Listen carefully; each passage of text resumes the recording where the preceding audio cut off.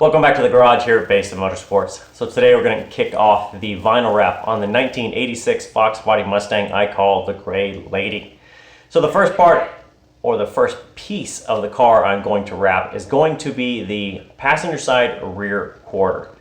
Now what I'm going to do to start this process is get everything set up before I start cleaning. That way I know that everything is ready to go as soon as the vinyl wrap is cut. Alright, so here is the rear quarter. Now it is fully cleaned with 70% isopropyl alcohol, and now I have everything ready to go for the vinyl to be laid up there and then to start getting it situated and then take the backing off to get it done. Now the trim you can see is covered in painter's tape. This is 2-inch blue painter's tape. You can buy it pretty much anywhere. I've actually used a Q-tip with some alcohol on it to go behind the molding to make sure I got down into the body itself to make sure it's cleaned and it will accept vinyl wrap and hold. I've done that all the way around. The vinyl wrap, when we do it, is going to come around to here, flow down into this channel edge right here. This is where the outer meets the inner, and I'm going to stop it right here. If you run your finger down in there, you can feel where the outer stops, and that gives me a great cutting edge right there.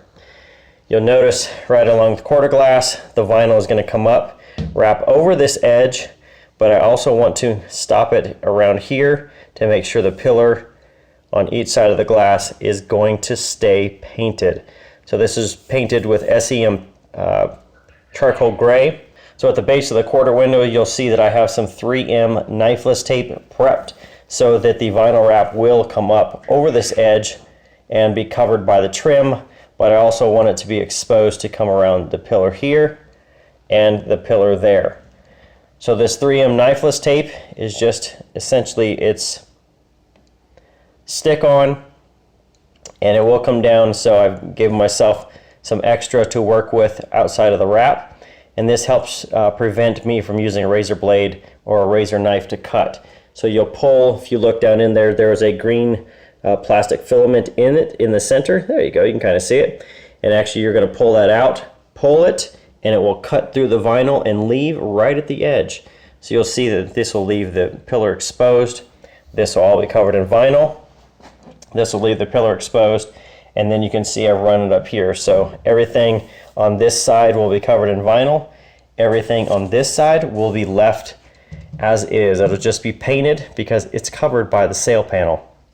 Now at the top also, I'm going to trim the vinyl here, so everything down here will be covered in the quarter piece, and then the roof edge will come over the top, and I'll actually come in when I lay the roof and put it down just about a 1/4 inch so they'll overlap. So you can see 2 pieces cut, runs all the way through, down, and it just gives me a tail here that I can stop with on the quarter piece, and I'm actually going to follow on the inside where it goes down in, and we'll get that wrapped. So everything's ready to go. I now need to cut my piece of vinyl, get it situated on there, and start laying it down.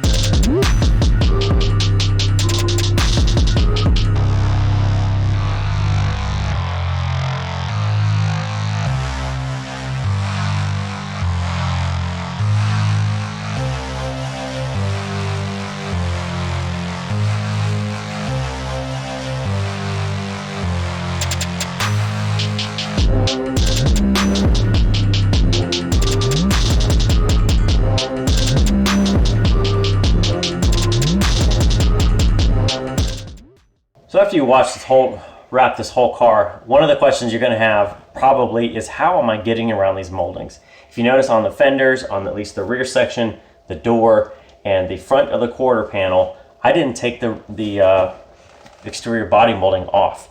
They don't unbolt. They're actually held on by double-sided tape.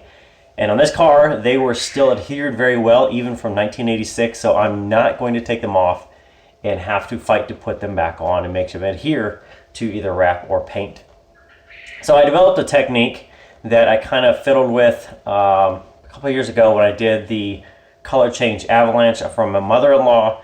I did the same technique on my wife's Suburban when I did the color change alternating orange and black, and now I'm doing it here.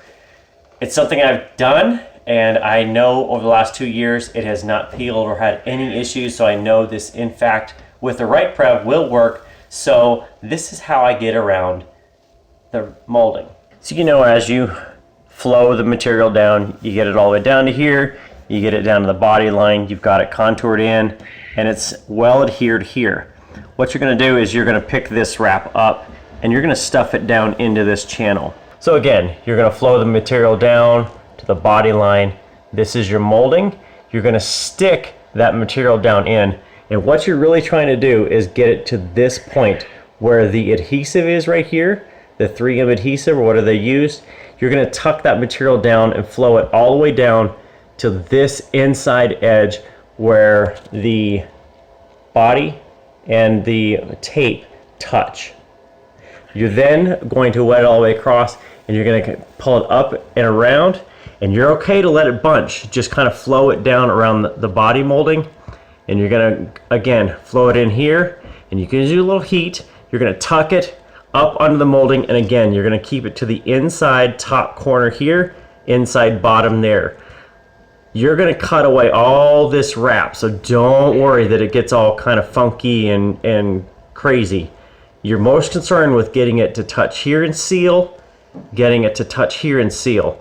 Once that is done, you can then flow the material the rest of the way.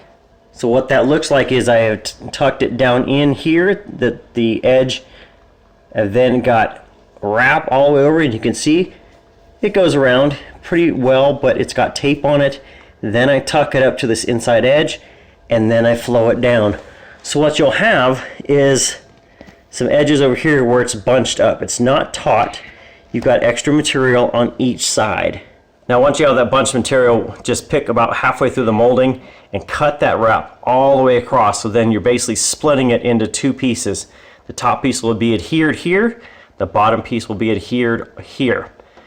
Now, as you cut out the face of this wrap that's going to come off, you want to leave yourself some edge. And think about it that you want this wrap to go back up into this corner. So you can't cut it down here. You've got to cut it somewhere up here. And you're going to feed it down and around this corner so that it tucks itself up under this edge. And you'll have to use your little squeegee or whatever you're using to adhere it. You'll have to feed it down in there nice and gentle. Don't tear it. Feed it down in there right up under this corner. And you can see that the wrap actually goes behind the molding, and your goal is to get it to touch where the adhesive tape is so that it feeds over the metal and tucks underneath the edge. Now, in order to, when you view it, you're going to be standing up obviously, so I always try to put the wrap that's going to be on top on the upper edge. So tuck the bottom section of the wrap. As you feed it around here, seal this edge so it stays, and then flow your material in. Now once you have your bottom piece all sealed on the edge of the panel, doesn't matter if it's quarter, door, or fender, it's all going to be the same technique. You can then do the same. You're going to cut your wrap somewhere down in here, and remember, you can always cut a little bit more. You can't cut less. You can't put it back. So as you cut somewhere in here, feed it down around the corner, tuck it down in, get it sealed down in here on the edge, and then you can flow your wrap either down and away or around or however you're going to do it. And then you're going to seal this top piece over the bottom piece. So if you look in here, you can see there is just a small bit of overlap. It's probably somewhere in 3/8 of an inch on this piece here alone. And when you look at it from the top, you actually can't see very well that there is wrap there. you can't see the overlap line. You can find it, you can look in here, there it is, you can see that it's overlapped, but from the outside edge, you can't tell a difference. And especially on the door jambs itself, because you've got a nice tight fit, you don't know that the wrap is there, other than you see it tucked all the way around. All right, here's going to be your finished product. So you can kind of get a feel for it. Now the body isn't completely set yet, I still need to adjust. You can just see the door gaps aren't where they should be, but the wrap is pretty much done. You can look at that, at least the main part of the body. Of course, I need to put on the handles, put on the locks. Everything else looks pretty darn good. Hatch is set. I'm good with the comfort of the fit. Still need to finish the fuel door. The lock is in, at least on there. I need to still do the rear bumper, tail lights, and the spoiler for the hatch. And then this door, I'm actually good with the fit. Front to back, top to bottom, everything looks pretty good.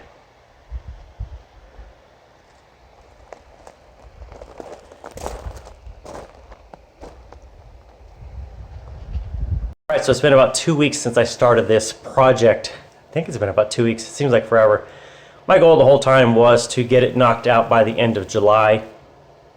And I have met that goal finally. Finally, I met a goal in this car. Really, I wanted to get one panel done per day. So that meant either one fender, a cowl, a hatch, a door. It didn't matter. One panel total of everything I did. So if I show you my original list, you know, this list here is what I started with. So I counted down from top to bottom there and said, okay, I can do this. I think about 13 or 14 days, so about 2 weeks. And that's what's done. So now, with everything done on the 86, it's time to take a break on it. I'm gonna clean up, put it back in the garage. It's good. But at least it's on wheels and tires. It runs and it can be driven out to the other barn. So now I'm gonna jump back on, well, I should say get started on the 87 Porsche 944 that I bought last year at an auction. And I've got a parts car. So now I'm going to get kicking on that. I decided I'm gonna sell those. I don't really wanna build another car from scratch. I just don't think I have another 3-year build in me after this 86 is going to take me a few more months.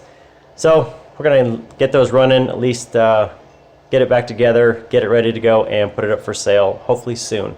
So that's it for today. Thanks for stopping by the garage. Hopefully you enjoyed watching the wrap go together. I didn't do a lot of filming because I covered so much of it on the 80, the wide body.